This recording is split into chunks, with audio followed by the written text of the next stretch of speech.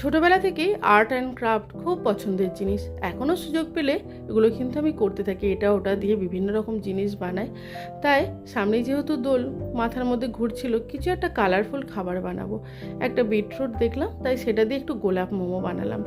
বিটরুটের ওই ডিপ রঙটা চাই না বলে বিটরুটটা গ্রেট করে আমি একটু জলের সঙ্গে ফুটিয়ে নিয়েছিলাম। তারপর সেই জলটা দিয়ে অল্প অল্প করে কিছুটা ময়দা দিয়ে আমি একটু ডো বানিয়ে নিলাম। ময়দার মধ্যে অল্প একটু নুন দিয়ে দিয়েছিলাম, আর একটু সাদা, শুধু কিছু না দিয়ে একটু ময়দা মেখে নিয়েছিলাম। তারপর সেগুলো লেচি কেটে রেখে দিলাম। দুটো লেচি একসঙ্গে একটু পাকিয়ে নেব।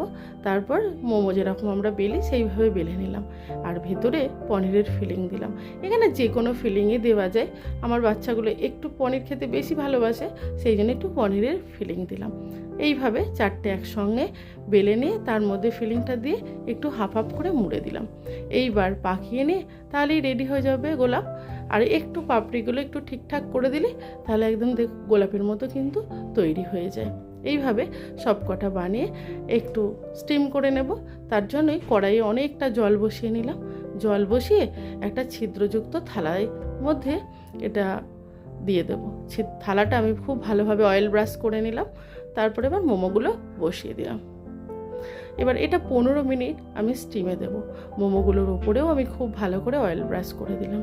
15 থেকে 20 মিনিট মতো এটা রাখতে হবে, কারণ এতে চারটে আছে, অনেকটা মোটা আছে, তাই একটু বেশিক্ষণ ধরে কিন্তু এটা স্টিমে রাখতে হবে। এবার গোলাপ যেহেতু বানাচ্ছি, তার জন্য একটু লতা পাতাও বানাতে হবে। তার জন্য গ্রিন চাটনি করে নিলাম। গ্রিন চাটনিটা একটু পাতার মতো করে সাজিয়ে নিলাম। এবার মোমোগুলো দিয়ে একটু প্লেটে সাজিয়ে নিলাম। এটা আর কিছুই নয়, টেস্ট সেই একই হয়। ভেতরে একটু সুপ্ত যে সব শিল্পী মনোভাব আছে সেটাকে একটুখানি বার করার চেষ্টা করি আর কি, আর বাচ্চাদের ঘরে একটু সারপ্রাইজ দেওয়া। তাহলেই একদম রেডি। আমার এই ভিডিওটি যদি ভালো লাগে তাহলে অবশ্যই একটা লাইক করে দেবেন।